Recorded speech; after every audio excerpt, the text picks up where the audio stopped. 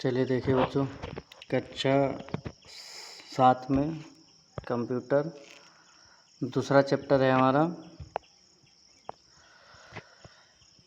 सी भाषा का परिचय, इंट्रोडक्शन ऑफ सी लैंग्वेज।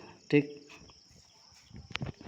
देखिए यद्यपि आज के समय में सभी प्रकार के एप्लीकेशन प्रोग्राम उपलब्ध है, परंतु फिर भी कई ऐसे कार्य हैं जिनको करने के लिए प्रोग्राम अलग से बनाना पड़ता है। ठीक, अतः हमें किसी प्रोग्रामिंग भाषा का ज्ञान होना चाहिए। इस अध्याय में हम सी भाषा का इतिहास, परिचय या उपयोग समझेंगे। सी प्रोग्रामिंग भाषा को AT&T बेल लेबोरेटरीज या USA में 1972 में विकसित किया गया। इसको विकसित करने वाले एकमात्र व्यक्ति का नाम डेनिस रिची था। इसको जो है एक USA में 1972 में जो विकसित किया था इस भाषा को, उनका नाम जो था डेनिस रिची था। धीरे धीरे सी उस समय की प्रसिद्ध व उपलब्ध भाषाओं का स्थान ग्रहण करती जा रही थी। PL/1, एल्गोल, फोर्ट्रॉन आदि। सी की इस प्रसिद्धि से डेनिस रिची स्वयं आकर्षित थे। संभवतः इसका कारण सी की विश्वसनीयता एवं सरलता था। ठीक, देखिए सी का ऐतिहासिक विकास क्या है। सन 1960 तक सैकड़ों प्रोग्रामिंग भाषाएं अस्तित्व में आ चुकी थीं एवं लगभग सभी प्रकार की भाषाएं ठीक किसी न किसी विशेष कार्य के लिए निश्चित थी, जैसे कोबॉल व्यापारिक कार्य के लिए, ठीक, और फोर्ट्रान जो थी विशेष रूप से इंजीनियरिंग या वैज्ञानिक कार्यों आदि में थी। इस समय यह विचार धीरे धीरे विकसित होता जा रहा था कि अलग अलग कार्यों को के लिए अलग भाषाएं सीखने के स्थान पर कोई एक भाषा हो जिससे सभी कार्य हो सके। मतलब ये सब देखिए, ये कुछ जो भाषाएं थी, हालांकि पहले जो पढ़ चुके हो, फोर्ट्रान हो गए, कोबॉल हो गए, बेसिक हो गए, विजुअल बेसिक, ठीक, लोगो, तो ये अलग अलग कार्य के लिए इनका यूज होता था। लेकिन यहाँ पे एक ऐसी भाषा का निर्माण जो किया गया, सोचा जा रहा था कि ऐसी एक भाषा बनाओ जिससे जो ये सब कार्य हो जाए एक पर। ठीक है, तो अतः इस कार्य के लिए एक अंतर्राष्ट्रीय समिति गठित की गई। ठीक, इंटरनेशनल कमेटी बैठाई गई भाई।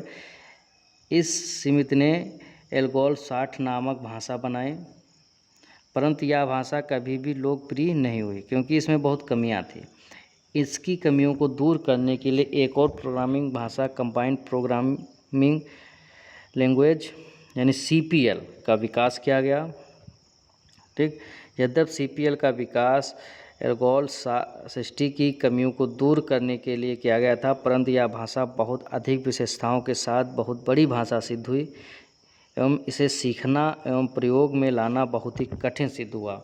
तो कैम्ब्रिज यूनिवर्सिटी के मार्टिन रिचर्डसन द्वारा विकसित की गई BCPL मतलब बेसिक कंबाइंड प्रोग्रामिंग लैंग्वेज का लक्ष्य CPL के गुणों के साथ लाना था, परंतु दुर्भाग्यवश यह कम शक्तिशाली एवं साधारण सिद्ध हुई। इसके पश्चात AT&T बेल लैब्स में केन थॉम्पसन ने B नामक भाषा, जो कि BCPL का सामान्यीकरण था, विकसित की, परंतु यह भाषा भी प्रसिद्ध नहीं हुई। अब डेनिस रिची ने, अब इसके बाद बहुत से लोगों ने भाषाएं बनाने की कोशिश की। ठीक है, अब जो है डेनिस रिची ने BCPL तथा अपने पास के कुछ विशेषताएं लेकर AT&T बेल लैब्स में ही C नामक भाषा का विकास किया। C भाषा सीखने व प्रयोग करने में सरल है, अतः उत्पत्ति के प्रारंभ से ही C भाषा लोकप्रिय रही। समझ में आ गया? तो ये था C भाषा का जो लैंग्वेज था। ठीक, ये जो लैंग्वेज थी उसका कैसे ऐतिहासिक विकास हुआ, कैसे क्या बनी, यानी 1972 में जो था डेनिस रिची ने इसको जो BCPL B की कमियों को छोड़कर विशेषताओं को जोड़ रखा। यानी ये जो भाषा ऐसी बनाई जो BCPL यानी जो बेसिक कंबाइंड प्रोग्रामिंग लैंग्वेज थी, और जो B की कमियों को छोड़ दिया। ठीक, कुछ अलग विशेषताओं को जोड़ा था इसमें C लैंग्वेज में।